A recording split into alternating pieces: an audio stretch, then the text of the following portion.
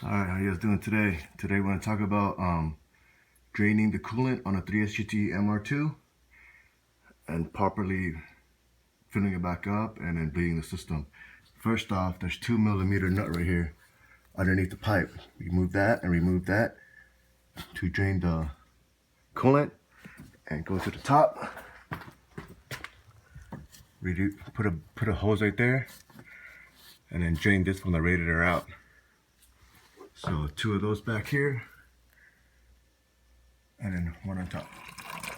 Alright, once you undo the drain bolt, release the cap from the top, and watch out, it's gonna shoot out like crazy.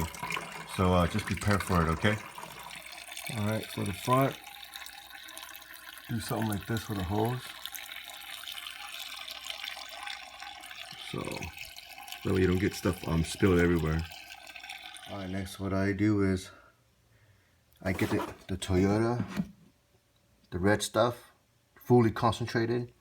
Mix that 50-50 with the still water, and then you mix it nice.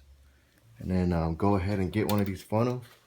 It attached to the water neck like that, nice and secure. And then the funnel to make it nice and easy for you. On the front of the car, you see this piece right here?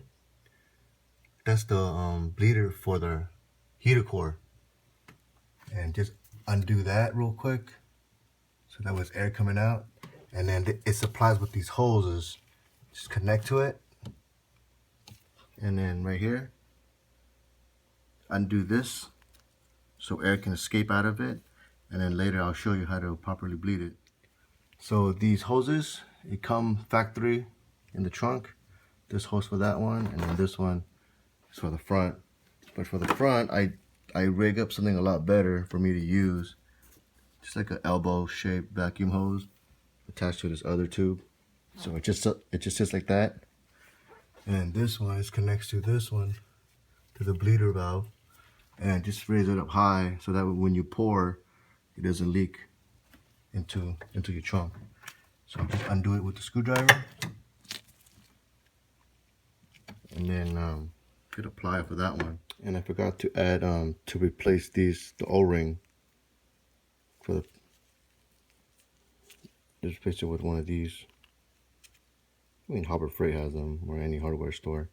And then for the bottom oil, for the bottom coolant radiator as well, replace both of it. That's what I do. I mean, it's up to you if you want to do it or not, but I'm just very picky with my cars, so I just replace it. So right here, the coolant's trying to, the air bubble trying to escape. So that's what you want to hear. Until you see fluid comes up, you're good.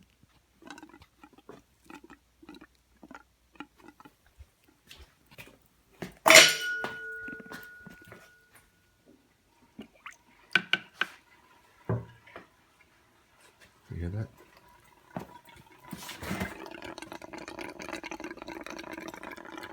Alright, this is what you want to see when there's no more bubble coming out. See it?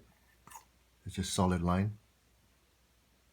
That means that there's no more bubble in your radiator.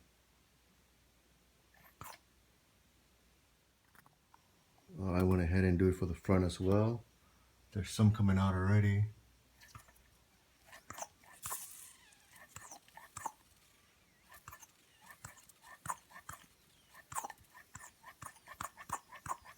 Looks like there's no more bubble in the line. Looks pretty solid. And we're good. And just basically let it drain out all the dirty line in there.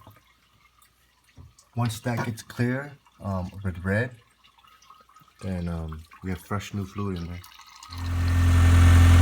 Alright, right now let the car idle, and then just fill up the fluid if it goes down. And then also check for leaks if there's any leaks.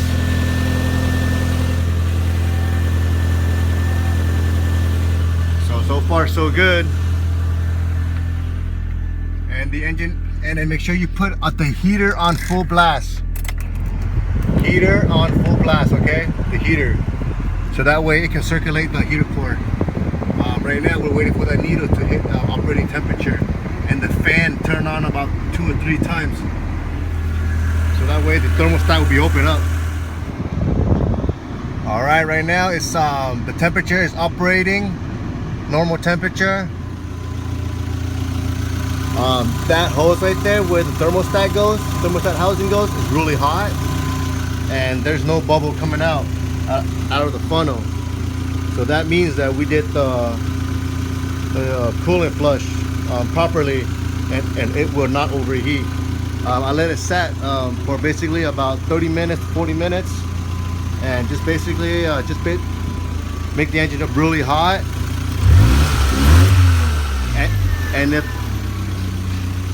And if this is like bubbling like crazy, or like bubbling like a little bit, it means that there's still some air pocket inside your system. So that's it. That's how you do the coolant flush.